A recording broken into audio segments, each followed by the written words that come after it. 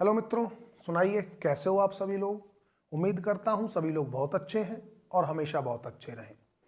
मित्रों, इस वीडियो में हम डिस्कस करेंगे रिप्रोडक्शन इन बैक्टीरिया। टॉपिक का नाम डाल देते हैं reproduction in bacteria. Reproduction in bacteria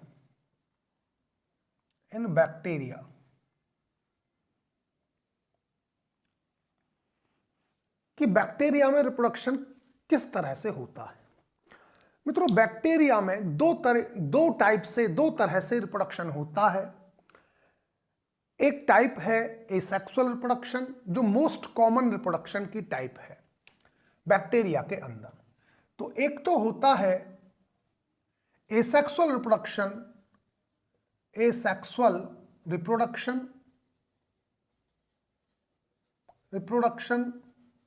most common यही होता है, मोस्ट कॉमन। और दूसरा टाइप होता है जेनेटिक रिकॉम्बिनेशन।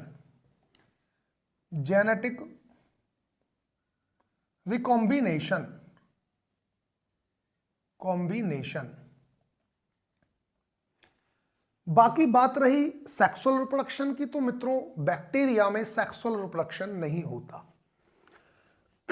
एसेक्सुअल रिप्रोडक्शन में भी मित्रों हम देखेंगे कि जब कंडीशन फेवरेबल होगी तब बाइनरी फिजन से रिप्रोडक्शन होगा, और जब कंडीशन अनफेवरेबल हो जाएंगी तब होगा बाई एंडोस्पोर फॉर्मेशन।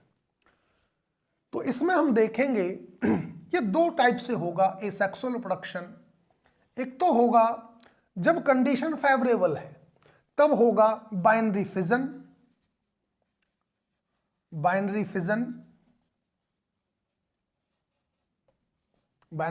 से। कब? इन फेवरेबल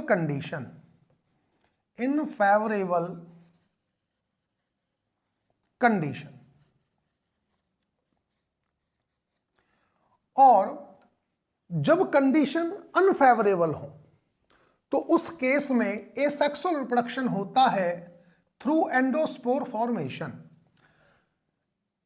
दूसरा होगा bye endospore formation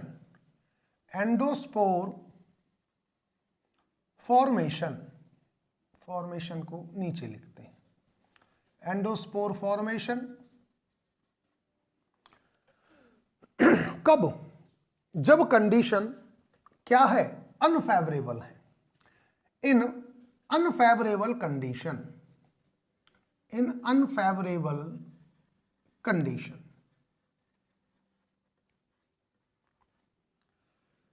genetic recombination की अगर बात करें तो मित्रों इसके तीन मेथड हैं, तीन तरीके से होता है जेनेटिक रिकॉम्बिनेशन। एक है ट्रांसफॉर्मेशन,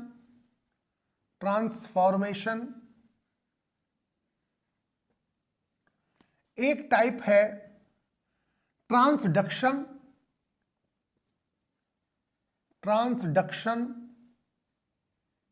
और एक टाइप होती है कॉन्जुगेशन। तीसरी टाइप है कॉन्जुगेशन। और कॉन्जुगेशन को हम मित्रों डिटेल में डिस्कस करेंगे इसी वीडियो के अंदर। तो ये रिप्रोडक्शन के मेथड्स हैं बैक्टीरिया में। सेक्सुअल रिप्रोडक्शन बैक्टीरिया में नहीं होता है। ठीक है, वन बाय वन बात करते हैं सभी की। तो पहले लेते हैं हम एसेक्सुअल रिप्रोडक्शन की टाइप को। फर्स्ट ऑफ ऑल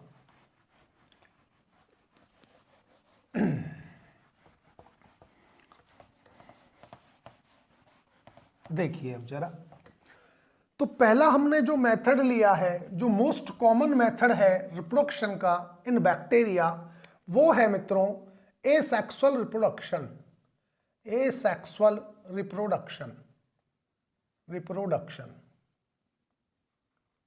कैसा है? मोस्ट कॉमन है,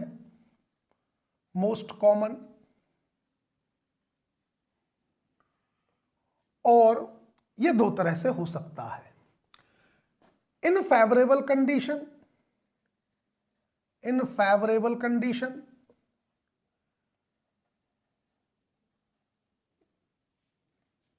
इन फेवरेबल कंडीशन, फेवरेबल कंडीशन में होगा by binary fission, binary fission के द्वारा। बाइनरी फिजन में मित्रों हम देखेंगे जो बैक्टीरियल सेल होगी वो डीएनए रेप्लिकेशन करने के बाद वो सेल दो में डिवाइड हो जाएगी, 2 डॉटर सेल बन जाएंगी और जो 2 सेल बनेंगी हर सेल एक अलग बैक्टीरियम बना देगा। और हम ये देखेंगे इस डिवीजन में, बाइनरी फिजन में जो होगा केवल डीएनए रेप्लिकेशन ही होता है, बाकी और चीजें नहीं होंगी। इसलिए इस तरह के डिवीजन को मित्रों हम ना तो माइटोसिस बोलेंगे ना मियोसिस बोलेंगे, हम बोलेंगे एमाइटोसिस। तो बाइनरी फिजन जो होगा वो किसके थ्रू होगा? थ्रू एमाइटोसिस, एमाइटोसिस, एमाइटोसिस के थ्रू होगा। माइटोसिस नहीं होता है, मियोसिस, मियोसिस भी नहीं होता है, केवल क्या होगा? एमाइटोसिस। और इस एमाइटोसिस के दौरान केवल क्या होगा? Replication of DNA, replication of DNA. DNA की रेप्लिकेशन के बाद दो डॉटर सेल बन जाएंगी और हर daughter cell, each daughter cell एक अलग बैक्टीरियम बना देगी। तो मित्रों जैसा कि हम देख रहे हैं कि केवल रेप्लिकेशन ही होता है एमाइटोसिस में, बाकी कुछ तो हो नहीं रहा है। तो जाहिर सी बात है एमाइटोसिस माइटोसिस के कंपैरिजन में और मियोसिस के कंपैरिजन में बहुत ज्यादा रैपिड होता है, बहुत जल्दी से होने वाला प्रोसेस है एमाइटोसिस। इसीलिए बैक्टीरिया बहुत जल्दी से अपना नंबर इंक्रीज कर लेता है। क्यों? क्योंकि उसमें एमाइटोसिस होता है ड्यूरिंग बाइनरी फिजन। चलिए जी, ये तो हो गया बाइनरी फिजन के बारे में। अब मित्रों हम देखेंगे अगर कंडीशन अनफेवरेबल हो जाए, अनफेवरेबल कंडीशन हो जाए, तब ये सेक्सुअल रिप्रोडक्शन किस तरीके से होगा उसके बारे में हम बात करते हैं। इन अनफेवरेबल कंडीशन, इन अनफेवरेबल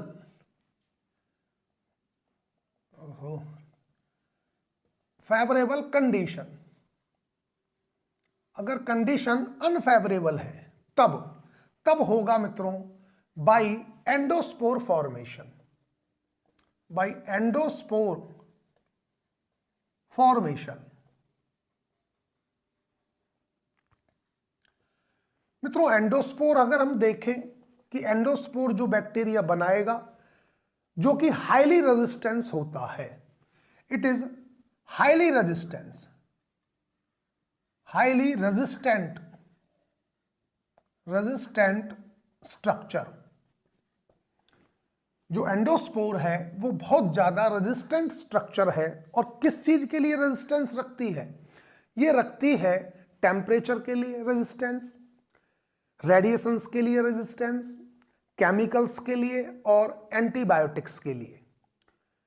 इनका इस एंडोस्पोर पर कोई फर्क नहीं पड़ेगा, चाहे टेम्परेचर की कोई भी रेंज रहो, कोई भी केमिकल रहो, कैसा भी रेडिएशन रहो, इन चीजों का फर्क नहीं पड़ना, इफेक्ट नहीं पड़ना एंडोस्पोर पर। हाईली रेजिस्टेंट स्ट्रक्चर है और इसका जो हाईली रेजिस्टेंट है, रेजिस्टेंस जो है इसका, वो कैल्शियम डाइपिकोलिनेट की वजह से है। Due to dipicolinate, due to calcium dipicolinate, dipicolinate, due to dipicolinate की वजह से। और ये डाइपिकोलिनेट प्रेजेंट होता है मित्रों कॉर्टेक्स के अंदर। जो कॉर्टेक्स है, कॉर्टेक्स में कैल्शियम डाइपिकोलिनेट होता है जो एंडोस्पोर को बहुत ज्यादा हाई रेजिस्टेंस बना देता है, हाईली रेजिस्टेंट स्ट्रक्चर बना देता है। ठीक है, थोड़ा स्ट्रक्चर के बारे में हम डिस्कस करते हैं कि कैसा होगा एंडोस्पोर फॉर्मेशन जब होगा। तो मित्रों इसमें हम देखेंगे कि बाहर की तरफ जो होगा एक्सोस्पोरियम बेसल लेयर होती है, बाहर की तरफ सबसे बाहर जो होगी वो एक्सोस्पोरियम बेसल लेयर होगी।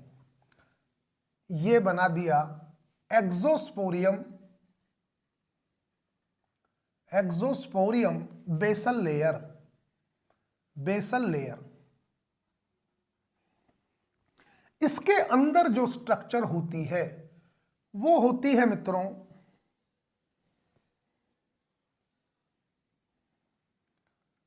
Outer coat layer, outer coat layer,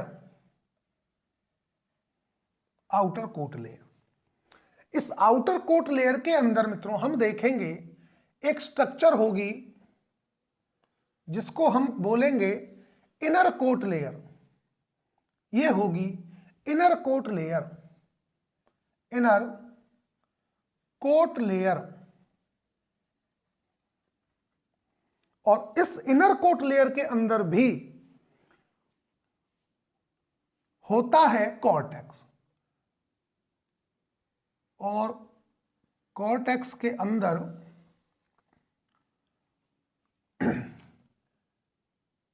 cortex के अंदर होगा मित्रों सेल वॉल।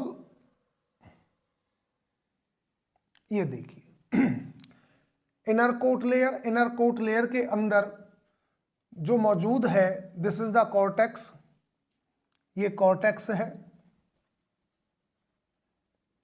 और इसी कॉर्टेक्स के अंदर प्रेजेंट होता है कैल्शियम डाइपिकोलिनेट, जो कि बैक्टीरिया को या एंडोस्पोर को रेजिस्टेंस प्रोवाइड कराता है।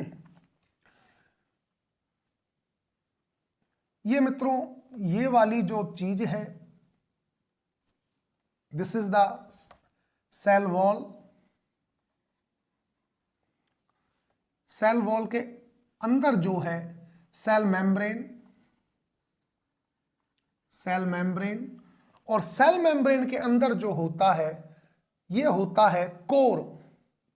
कोर बोलिए साइटोप्लाज्म बोलिए, बैक्टीरिया का एक ही बात है। ये होता है कोर और साइटोप्लाज्म। इस साइटोप्लाज्म के अंदर बैक्टीरिया का जो जेनेटिक मटेरियल है, डीएनए है, वो प्रेजेंट होगा, सीधी सी बात है। तो मित्रों ये स्ट्रक्चर है एंडोस्पोर की, जो हाईली रेजिस्टेंट स्ट्रक्चर होती है बैक्टीरिया के लिए, ताकि टेम्परेचर का कोई इफेक्ट ना हो, रेडिएशन का कोई इफेक्ट ना हो, किसी केमिकल का ना हो, ना किसी एंटीबायोटिक का इफेक्ट हो। लेकिन कब बनती है स्ट्रक्चर? ये बनती है इन अनफेवरेबल कंडीशन। फेवरेबल कंडीशन में होगा मामला बाइनरी फिजन का। ठीक है, अब मित्रों हम आ जाते हैं जो सेकंड मेथड है इसका रिप्रोडक्शन का, जेनेटिक रिकॉम्बिनेशन, उसको देखते हैं।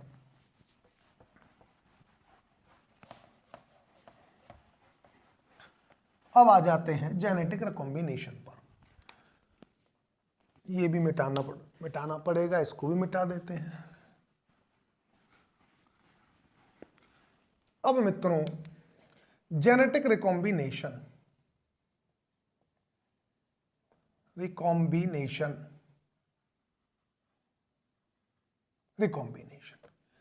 ये मैंने बताया तीन तरीके से होगा। ट्रांसफॉर्मेशन,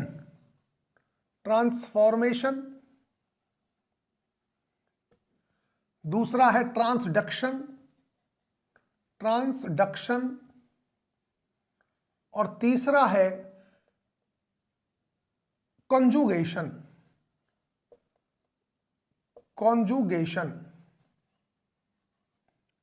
और मित्रों कॉन्जुगेशन को डिस्कस करते हैं। कॉन्जुगेशन जो है discovered by Lederberg and Tatum, इसको डिस्कवर्ड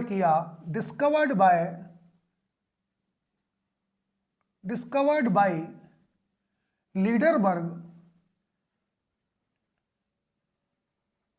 एंड टैटम। ये दो साहब थे जिन्होंने इसको डिस्कवर किया इन इकोलाई बैक्टीरिया के अंदर। और कब किया? इन्होंने किया मित्रों 1946 के अंदर। ये वो ईयर है जिसमें लीडरबर्ग टॉटन साहब ने इकोलाई में डिस्कवर किया कॉन्जुगेशन को। अब कॉन्जुगेशन में क्या होगा वो समझिए आप। मित्रों, जैसे कि मैंने अपनी पिछली वीडियोस में भी बताया है आपको कि कुछ बैक्टीरिया ऐसे होंगे जिनमें प्लाज्मिड मौजूद होगा, प्लाज्मिड होता है, और प्लाज्मिड में भी देखोगे आप कुछ ऐसे हैं जिनमें एफ प्लाज्मिड मौजूद होगा। ठीक है, कुछ बैक्टीरिया हैं, इन सम बैक्टीरिया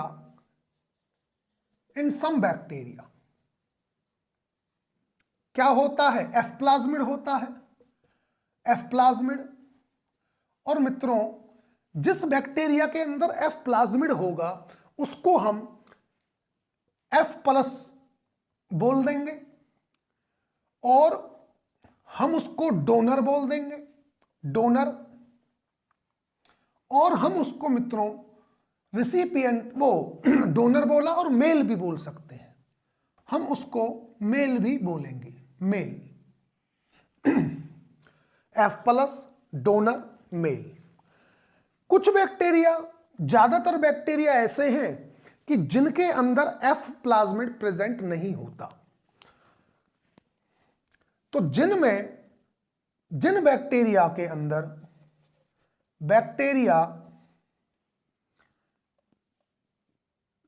जिनमें नहीं है एफ प्लाज्मिड प्रेजेंट नहीं है, उस बैक्टीरिया को रिप्रेजेंट करते हैं एफ माइनस या रिसिपिएंट,